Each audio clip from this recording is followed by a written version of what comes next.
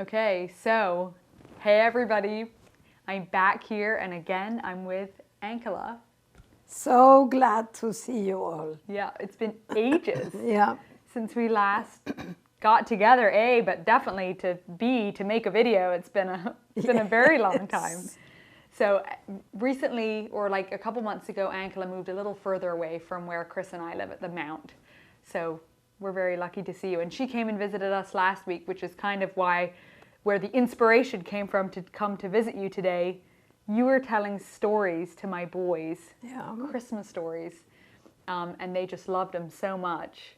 And Ankela, for those of you that don't know, I'm going to brag on her a little bit. She is an excellent storyteller, and I always love hearing your stories when I was a kid, and my kids just did too. Anyways, so I posted that picture on my community tab, and people ask questions for Ankela, like Christmassy questions and just questions about your life. So I was thinking we could just go over some of those today. Good. Very good. Because they're good questions. Okay, so you have lived in a lot of different countries. And so this person is asking, what is the most important lesson you learned in each one of them? And I can add here, I guess that was each country had a different experience at Christmas. So Yeah. what would that have been like?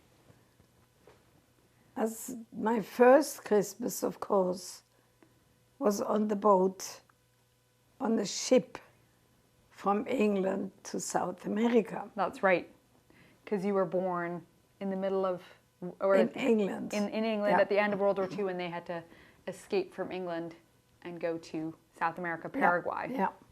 But all my first Christmases, 20 of them, were in the tropics, which means hot. Hot. Sometimes very hot. And just humid around too, right? Christmas, yeah. And so Christmas and Christmas Day and going swimming belong together. Of course, at age 21, coming up to the States, it suddenly was snow, and wearing warm clothing was all different. But the actual Christmas experience in the community was very much the same. Yeah. Except in South America, we never had a Christmas tree. There were just no pines. Yeah. So what So- did you do? Did you have an alternate, or you just found a totally new way? No, we couldn't even have a branch somewhere. It would wilt right away. Okay. And candles mostly melted Right, because it's so before hot. they burned. Yeah. So there was very little of that. But did you kind of try to do like special Christmas foods? Oh, or- yes. Okay. The foods and the decorations, we cut out stars Okay. as children and decorated the house properly for Christmas. And Now- then Okay. later, then of course, when I came to America, it was always snow and cold. But then there were also suddenly Christmases where it rained, heavily rained. That was again something else. But always we did celebrate Christmas in an inner way, remembering Christ's birth. But then we were fortunate nearly 9 years ago to be in Australia for Christmas. And that was wonderful for Yes. me. I bet it was like a flashback to your childhood. It was once again swimming on Christmas Day. That's so fun.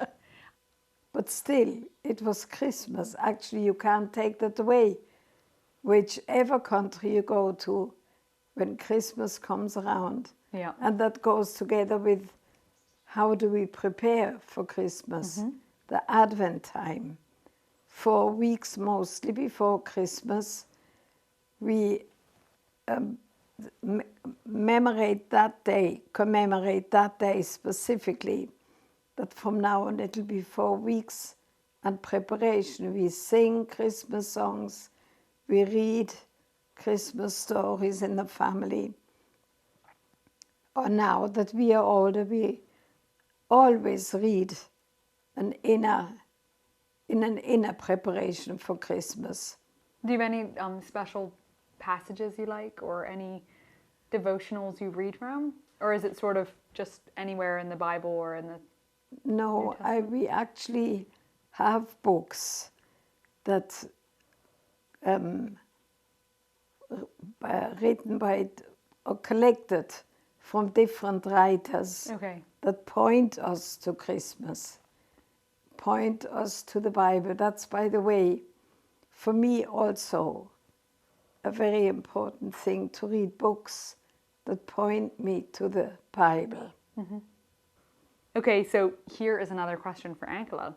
Hello, my question would be, what's one thing at Christmas you cook and bake for family every year? Or is there something that you remember doing, you know, when your boys were young and growing up? Any special I was dishes? not a big cook, not a big baker.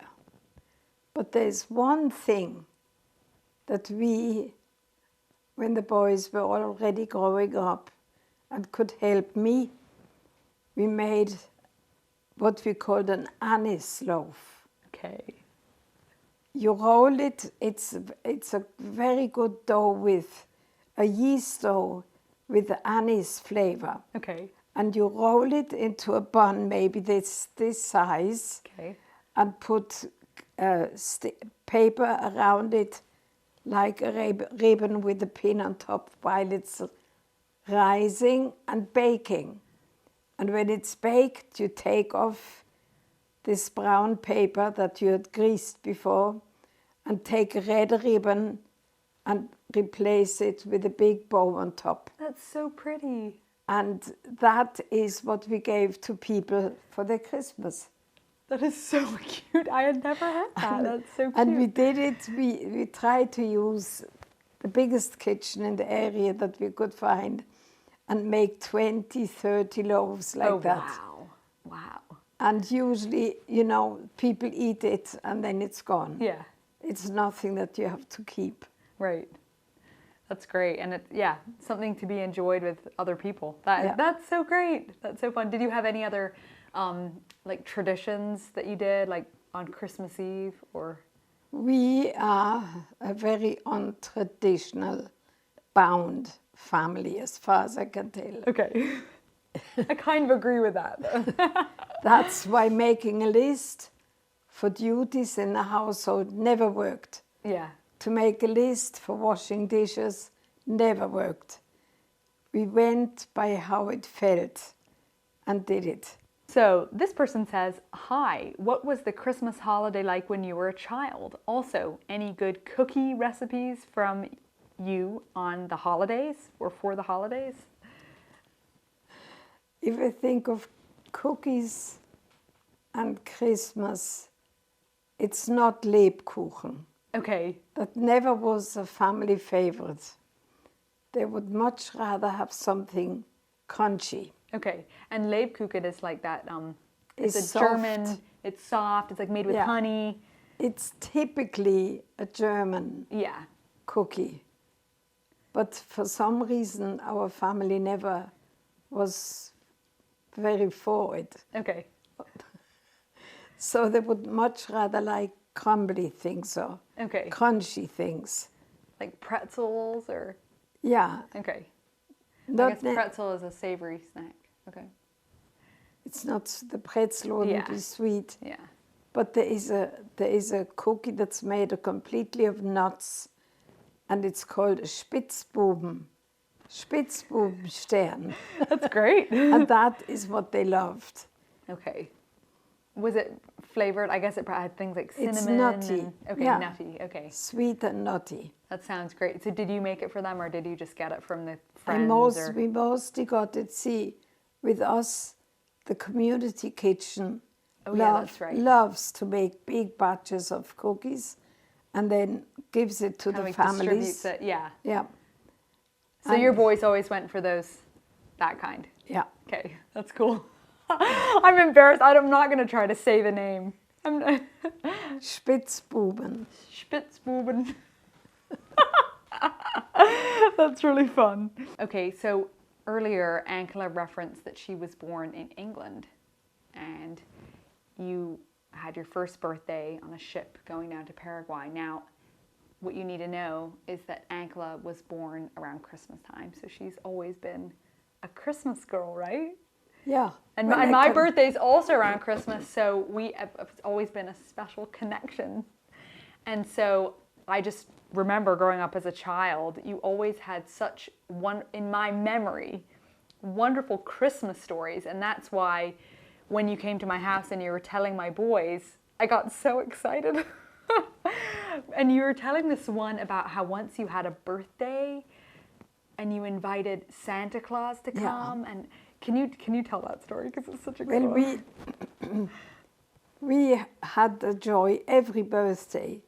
So of course, I told you before that we had 9 boys and my husband and myself. So we had 11 birthdays during the year. Yes.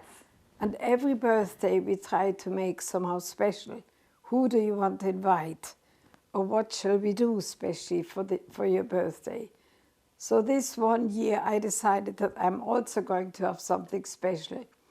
So I said I'm going to invite Santa for my breakfast and the tomten for snack. Now, for the tea break. And for those of you that don't know who the tomten is, you got to look it up. In Norwegian folklore, there is a little elf. It's a Christmas elf. A Christmas elf, and he takes care of the animals in the barn. And he works in the night. Yep. During the cold sleeps season. In the day. Yes, and he's a long white beard. So lo and behold, as we were having breakfast, the Santa came in and sat down at the table with us and actually ate breakfast. The Santa. You don't often see that. Most certainly not. So now along came the birthday celebration halfway through the day. And a family came and joined us. And all of a sudden, the tomten came. Shouldn't he have been sleeping? He sleeps during the day? He must have been rubbing his eyes. Yes, but he was very sleepy. He was rubbing his eyes and yawning and folding his hands in front. And yes, after a while he said, I'm just so tired. I need to go. He had a cookie, but he left. Now a few minutes passed, maybe 15 minutes passed, and the youngest of the family that was having the celebration with us. That you had invited, they were family friends? Or, yes. Yeah. And the youngest of that family walked in and said, you didn't tell me the time when we were going to have our celebration. And he sat down, and as he took the cookie, we saw the same Band-Aid on the thumb that we saw on tomten. What a giveaway. Here was this boy coming in complaining that we never told him the time, and actually turned out that he was the tomten. He had been dressing up as a costume for the younger boys, Ankela's sons, to enjoy. Did they ever figure it out? I think they noticed it after a while. That's so fun. That's so creative too. You don't need to have tons of money or whatever to be creative and have a fun birthday celebration. Yeah. I think that's so cool. Okay, so Ankela, there was one more question that I want to end off with from the folks that were asking questions on the video on my channel. And one person said, so what does Advent mean to you, the Advent season? Do you have any thoughts you want to share on that? It just intensifies the preparation, which actually I feel most of the year. I'm 86, 84 now, and the thought occurs to me and my husband also that our life will come to an end. We don't know when. We might turn 100, but maybe not. So you think of where will I go and whom will I face after I leave this earth. And you wonder more and more how to prepare yourself. So actually, for me, the Advent time is like an intensifying of that preparation for the experience of Christmas. Because Christmas is just, in my life, an important day. Might not be exactly the day Jesus was born, but it points out that there was a specific time in the earth's history when Jesus was born. Yeah, the exact calendar date doesn't really matter, Yeah. but we have to commemorate it and remember it at some point. Yep. Yeah, and I guess I'm at a very different place in my life. I feel like I'm just beginning, and I'm so lucky. I have 2 little boys, and to see them experiencing Christmas, really, like, this is the first year it seems to me they're really taking it in, and they do a lot of singing and just like looking forward to Christmas. And of course they're excited about Santa Claus and presents and a reindeer and all that stuff and the Tomten. But what Chris and I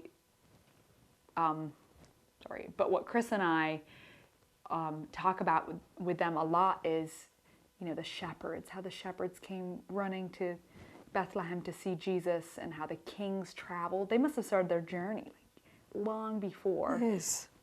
But they knew that there was something that they were going to. And there's so many different parts of the Christmas story that excite me and that we can share with our boys. And it's actually been really fun. In the evenings, we turn on the Christmas tree and we have a little couch, and I'll be like sorting laundry or like doing different stuff like that around the house, and Chris will just sit with the boys and they'll talk, like, just not even reading a story or reading from the Bible, but they'll just talk about how they imagine the shepherds, like what the shepherds were doing, and protecting their sheep, and they ran away from their sheep to go see Jesus. And it's so sweet to see them just like taking it in. You can see it in their eyes.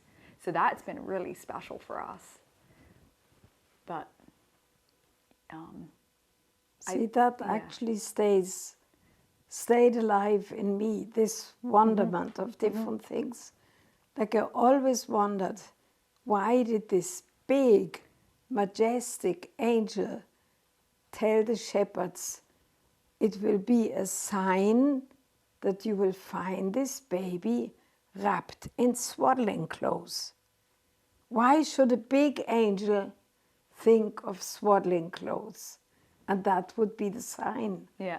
So, like I told you, I like to read books that lead me to the Bible. Yeah. So I followed that up. And in one place, Solomon speaks about his birth, that he was born like any baby, cried like any baby, but he was wrapped in swaddling clothes like any king would be. So that was the sign of a So king. yes, there must have been in that time probably the shepherds didn't have swaddling clothes. They just wrapped him maybe in a sheepskin. Yeah. But to be wrapped in a band in swaddling clothes is a sign of a king. Wow. I had never heard that. Wow. So that's something for you to look up. Yeah. But there's so many different things, like in the Bible and in different supporting literature, that just lead us to understand better what it must have been like. Yeah, back and this then. wonderment should never leave us. Yeah. Yeah. So speaking of swaddling clothes, you're often knitting baby blankets. But what is this? Is this a baby blanket? It's for a bigger child. Okay. But it still is for that organization for the homeless in New York City. That is so and I awesome. got to know the woman that actually does this. Of all people, she's called Jennifer, like one of my granddaughters. And she's been doing this for 20 years. Wow. People donate yarn, and she looks for people that like to knit. Does she distribute them? Teaches them, yeah. Okay. She Beautiful. distributes them personally, as far as I know, to homeless people. Wow, that's beautiful. So she must go to shelters and stuff too, or Yeah. okay, wow, that's beautiful, and This- it matches with your sweater. It's very Christmassy, I think. Okay, well, thank you all for watching and listening today, and thank you, Ankela. And from our family to you, we wish you many joyful Christmas days. And anything else?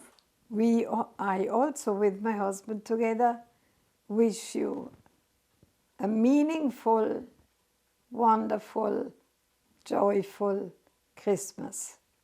Yes. Okay, without further ado, we'll say goodbye. See you next time.